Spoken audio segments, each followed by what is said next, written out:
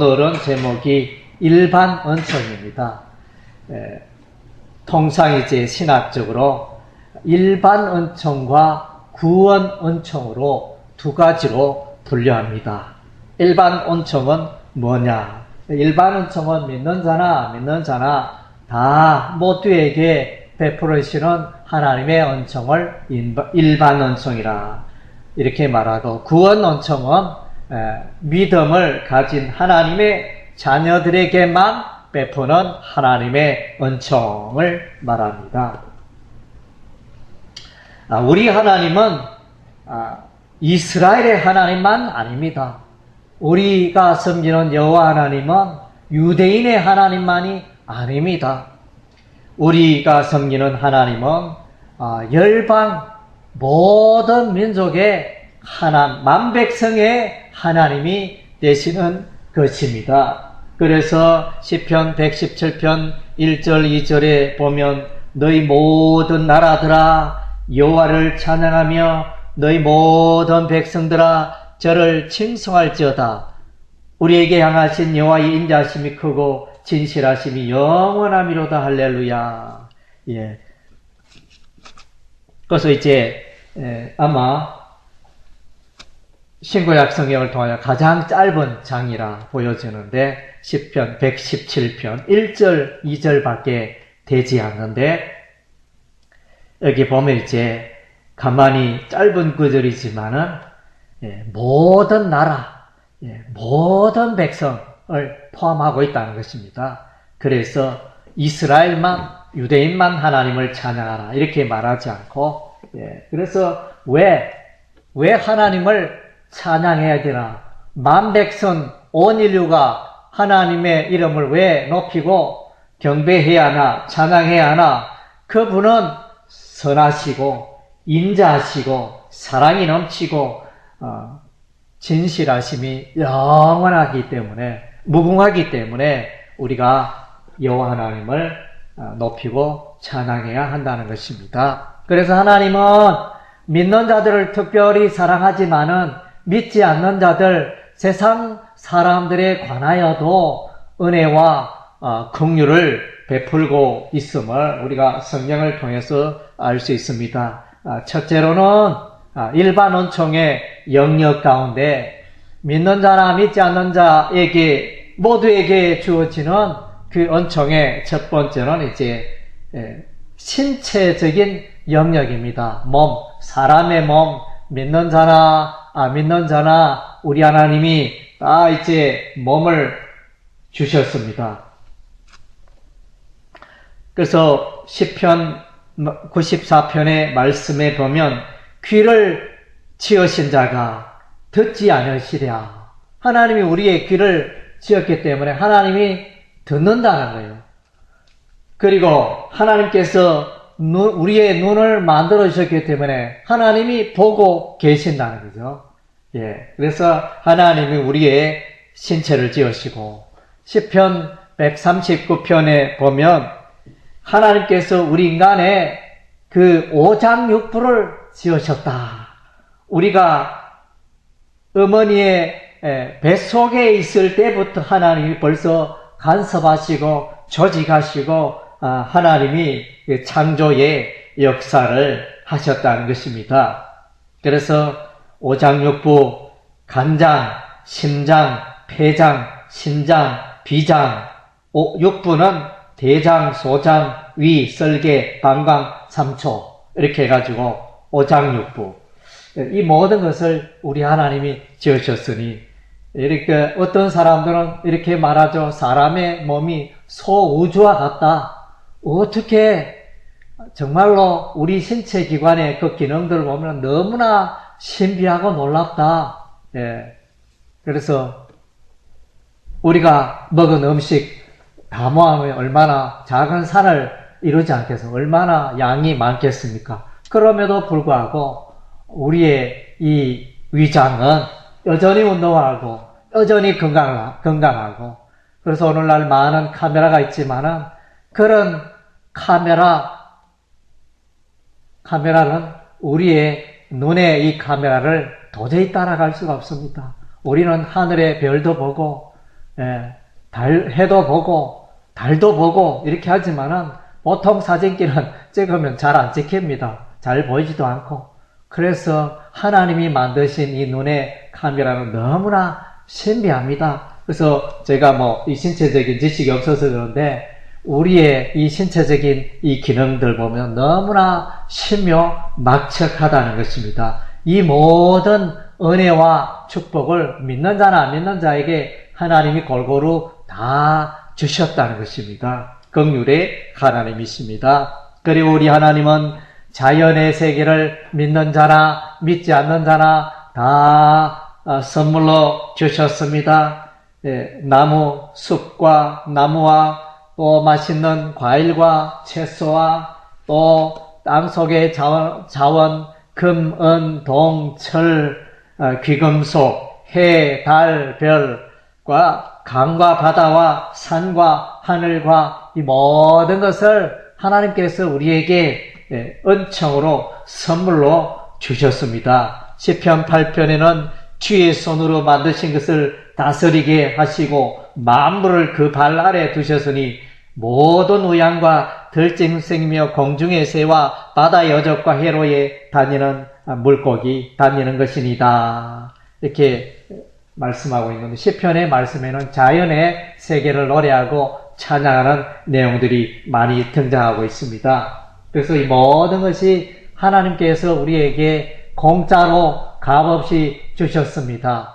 정말로 우리가 살아가는 데 있어서 가장 중요한 것을 몇 가지 꼽는다면 우리가 호흡을 해야 되잖아. 이 산소, 공기. 이 산소, 공기가 얼마나 소중합니까? 그러나 하나님 우리에게 돈으로 계산하지 않고 값없이 공짜로 이 공기를 주셨습니다. 그리고 우리가 살아가는데 햇빛이 태양이 있어야 되는데 그 태양도 무제한적으로 누구에게나 하나님이 공급하고 계시고 또 물이 있어야 되는데 이 물도 우리 하나님이 비를 내리시고 믿는 자나 믿지 않는 자에게 비를 내리시고 그래서 모든 사람과 가축을 먹여 살리는 이 자연의 세계에 하나님의 그 일반 은총, 그 선물을 우리가 생각할 때 하나님의 그 베푸심이 참으로 놀라운 것입니다. 그리고 이제 일반 은총 가운데 하나는 이제 종교적인 영역. 사람은 의식주만 해결하면 되는 존재가 아닙니다.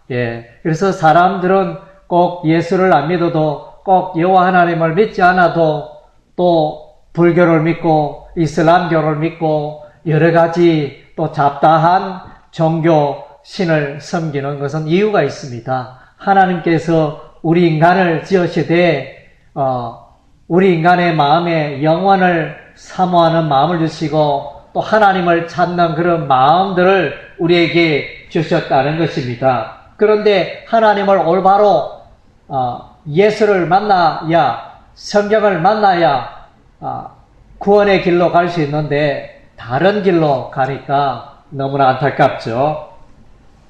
그래서 여호와 하나님을 만나야 되는데 세상 사람들은 그러하지 못합니다. 전도서 3장에는 하나님이 모든 것을 지으시되 때를 따라 아름답게 하셨고 또 사람에게 영혼을 사모하는 마음을 주셨느니라. 그러나 하나님이 하시는 일이 시종을 사람으로 청량할 수 없게 하셨다. 그리고 이제 로마서 1장 21절에는 하나님을 알 때 하나님으로 영화롭게도 아니하며 감사치도 아니하고 오히려 그 생각이 허망하였으며 미련한 마음이 어두워졌나니. 그래서 이제 하나님을 찾고자 하는 그런 마음은 있지만은 그랬던 길로 사람들이 나아가고 있습니다. 사도 바울이 그리스 아덴의 그 도시에 방문하여 도시에 보니까 곳곳마다 신상들이 많이 있는 것을 봤습니다. 그래서 바울은 이렇게 말합니다. 내가 두루다니며 너희의 위하는 것들을 볼다가 알지 못하는 신에게라고 새긴 당도 보았으니 그런즉 너희가 알지 못하고 위하는 그것을 내가 너희에게 알게 하리라. 그래서 이제 하나님의 존재를 만나야 하는데, 하나님 그분을 만나야 하는데, 하나님을 만나지 못하고, 돌에게 경배하고, 나무에게 경배하고, 샘터에 경배를 하고, 그렇게 헛되게 살아가는 그런 이제 인생들의 모습을 보게 되어집니다. 어쨌든 이제 신을 향한 그 갈급한 마음들이 누구에게나 있다는 것입니다. 그래서 많은 사람들은 이제 인생 나중에 종말에 내가 무엇을 했는고, 내가 어떻게 살았구나 이러면서 다 후회할 수밖에 없는 것입니다. 그리고 이제 하나님은 믿는 자나 믿지 않는 자에게 지적인 선물을 주셨습니다. 사람은 얼마나 지혜로운지 수많은 문학 작품을 쏟아내지 않습니까? 서점에 가면 얼마나 신간서적이 쏟아지고, 또 도서관에 가면, 대학 도서관에 가면 수십만 권의 책들이 쌓여져 있습니다. 참 우리 인간의 그 지혜를 볼 수 있는데, 또 미술, 그림을 그리는 거, 또 아름다운 음악을 창조하는 거, 또 과학을 통하여 배를 만들고, 기차를 만들고, 비행기를 만들고, 우주선을 만들고, 이런 이제 그런 재능들을 하나님이 우리에게 주셨습니다. 믿는 자나 믿지 않는 자에게 그렇게 주셨습니다. 오히려 이러한 능력은 믿지 않는 자에게도 더 많은 이런 이제 은혜를 베풀고 있습니다. 누가복음 16장 8절의 말씀에 보면, 주인이 이 옳지 않은 청지기가 일을 지혜 있게 하였으므로 칭찬하였으니 이 세대의 아들들이 자기 시대에 있어서는 빛의 아들들보다 더 지혜로움이라. 그래서 하나님의 백성보다 하나님을 모르고 살아가는 세상 백성들이 더 지혜가 많고, 더 꾀가 많고, 더 총명하고 그러하다, 이렇게 말해주고 있습니다. 또 창세기 4장에 보면 인류의 최초의 삶을 그려주고 있는데, 그 가운데 보면 야발이라는 자가 등장합니다. 야발이라는 이름이 등장하는데, 그는 육축 치는 자의 조상이 되었다. 꾀가 있어가지고 이제 산으로 들러 사냥하지 않고 이제 가축을, 우리의 동물들을 딱 가두어가지고 길러서 이렇게 식용으로 사용하는 이런 이제 지혜가 생기게 되어지고, 유발이라는 사람이 등장하는데, 이 유발은 수금과 통솔을 만들어가지고 악기를 만들어가지고 노래하며 즐길 줄 아는 그런 지혜가 생겼습니다. 그리고 두발가일이라는 자가 있는데, 이 사람은 동과 철로 날카로운 기계를 만들었다. 창을 만든다든가 여러 가지 이제 그런 기계를 만들었다. 이런 이제 문명의 창도, 또 바벨탑을 쌓는 사건이 창세기에 등장하는데, 하늘 높이 아주 높게 돌로 쌓지 않고 자기들이 꾼 벽돌로, 인간이 만든 그 벽돌로 집을 아주 높이 쌓는 그런 기술을 개발을 하였던 것입니다. 이것은 다 하나님께서 믿는 자나 믿지 않는 자에게 주신 선물이었습니다. 그리고 이제 우리 하나님은 도덕법을 추구하는 양심을 주셨습니다. 믿는 자나 믿지 않는 자가 모두 다 악하다면 어떻게 되겠습니까? 사람은 어느 정도 그 선한 마음과 행실들이 있습니다. 그래서 질서가 있습니다. 어떤 사람은 예수를 모르고 기독교를 모르고 성경을 몰라도 얼마나 예의 법도가 바른지 반듯한지, 그래서 예수 믿는 사람보다 더 윤리 도덕이 빼어난 그런 사람도 있습니다. 그래서 이것 우리 하나님이 다 사람들에게 주신 것입니다. 로마서 1장 32절에 보면, 저희가 이 같은 일을 행하는 자는 사형에 해당하다고 하나님의 정하심을 알고도 자기들만 행할 뿐 아니라 또한 그 일을 행하는 자를 옳다느니라.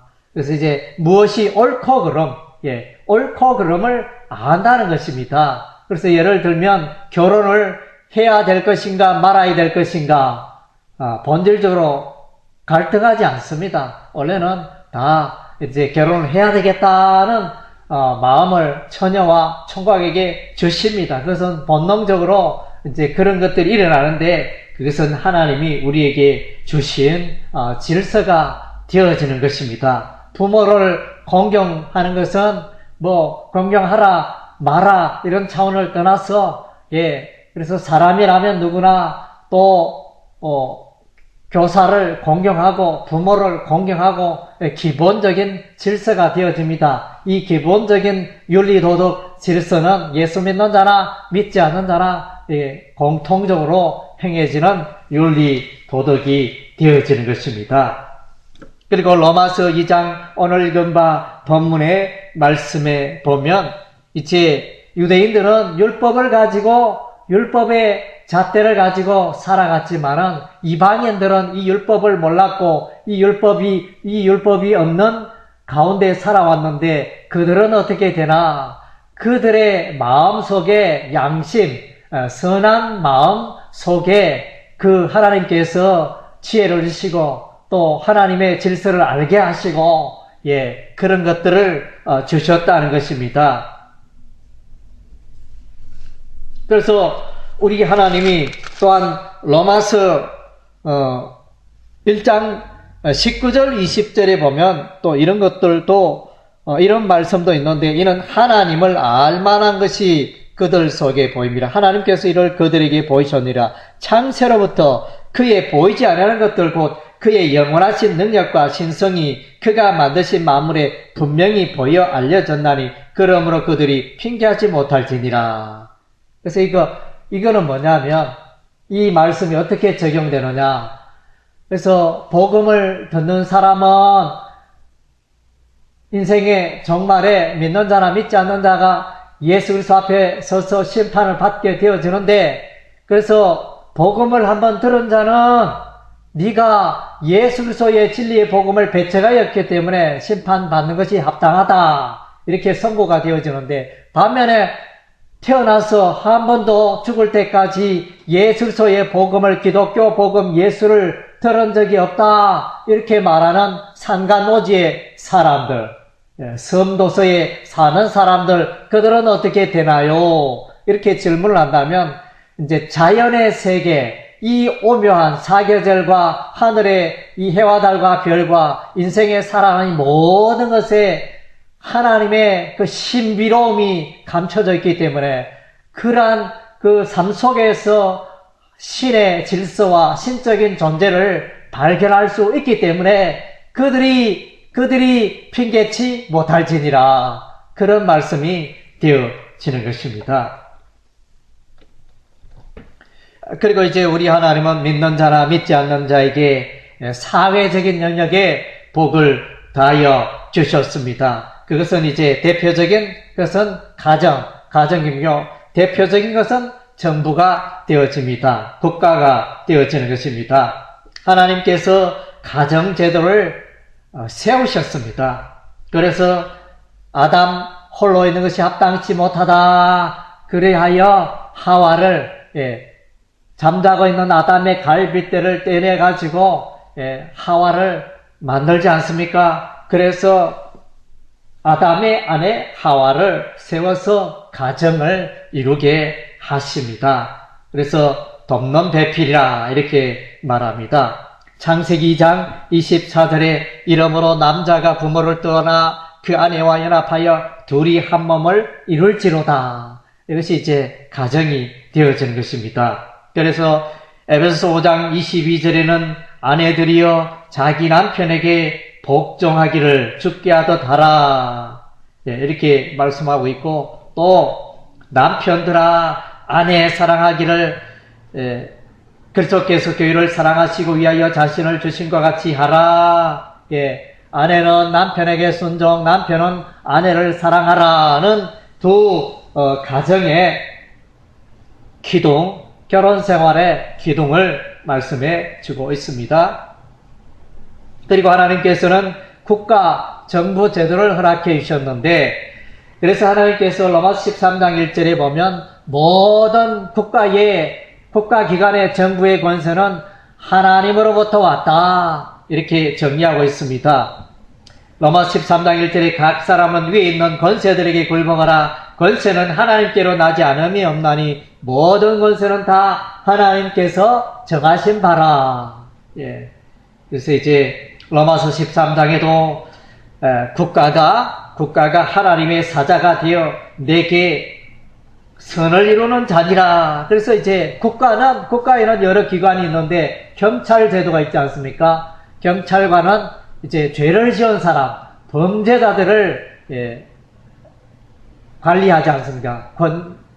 범죄자들을 감옥에 가두고 형벌을 가하는 이런 역할을 하게 되어지는데, 이 국가가 권선징악의 그런 일들을 이 국가 정부가 하고 있다는 것입니다. 그래서 우리와 마땅히 정부와 협력하고, 마땅히 믿는 자들은 정부에게 마땅히 내야 할 세금을 내고, 그렇게 우리가 협력을 하여야 하는 것입니다. 디모데전서 2장 1절 2절의 말씀에 보면 바울은 디모데에게 부탁하기를, 그러므로 내가 첫째로 권하노니 모든 사람을 위하여 간구와 기도와 도구와 감사를 하되 임금들과 높은 지위에 있는 모든 사람을 위하여 하라. 이는 우리가 모든 경건과 단정한 중에 고요하고 평안한 생활을 하려 함이니라. 국가 통치자들을 위해서 우리가 기도해야 됩니다. 장차 있을 우리가 대통령을 잘 뽑고, 국회의원들을 잘 뽑고, 또 시나 도지사의 이 지도자들을 잘 뽑음으로 나라가 태평하고 평강함으로 우리가 마음껏 신앙생활할 수 있고 마음껏 전도할 수 있고, 그런 이제 시대가 온다는 것입니다. 그래서 우리가 정부 기관을 위해서 기도해야 되는 것입니다. 그래서 동성애 합법적인 제도를 만들려는 그런 움직임이 있는데, 이것은 성경의 원리와 배치가 되어지는 것입니다. 그래서 남녀가 만나서 결혼하는 것이 하나님의 원리인데, 남자가 남자로 더불어 결혼하고 여자가 여자로 더불어 결혼하는 것은 하나님의 질서를 깨뜨리는 것입니다. 그래서 동성연애법이 합법적으로 통과되는 그런 일은 없어야 할 것입니다. 그래서 우리의 제도도 성경적이냐 성경적이지 않느냐, 그것을 우리가 보고 또 우리가 우리의 목소리를 내어야 할 것입니다.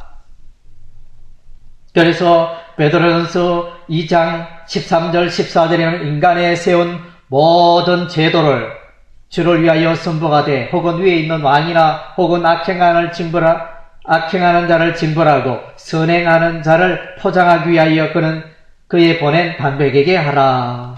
그래서 이제 또 모든 인간 제도, 좀 불합리한 제도일지라도 우리가 이렇게 또 함께하는 그런 것이 필요합니다. 그러나 그 제도가 기독교를 파괴하고 그 제도가 예수를 믿지 못하게 하는 그런 제도라면 우리가 이제 단호하게 거절해야 할 것입니다. 우리가 이제 지금까지 하나님께서 믿는 자나 믿지 않는 자에게 공통적으로 베풀으시는 그 은혜의 영역, 은총의 영역, 하나님의 선물의 영역을 둘러봤습니다. 그러나 이제 일반 은총은 사람을 구원에 이르게 하지 못하는 것입니다. 구원에 이를 수가 없습니다.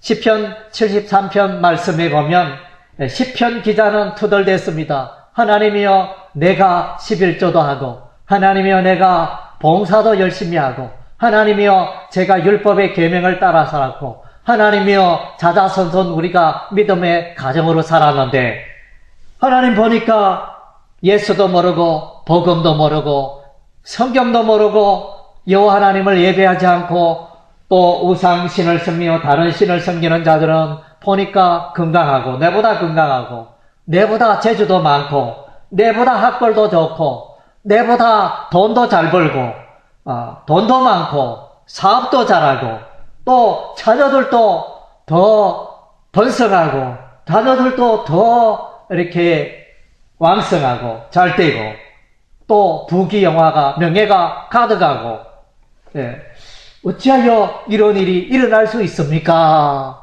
이렇게 이 사람이 하나님께 질문을 했습니다.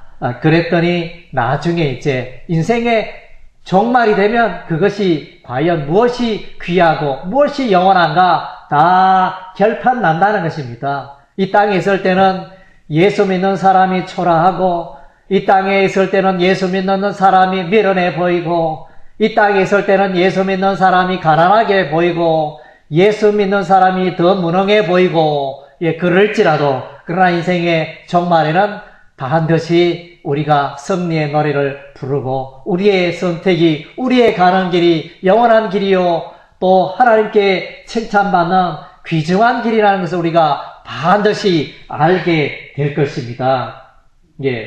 그래서 이제 우리는 세상 사람 부러워할 필요 없습니다. 그래서 잠언 14장 12절에 어떤 길은 사람의 보기에 바르나 필경은 사망의 길이라. 그래서 세상 사람들 하나님 없이 잘 먹고 잘 산다. 예수 없어도 잘 먹고 잘 산다. 예수가 어디 있느냐?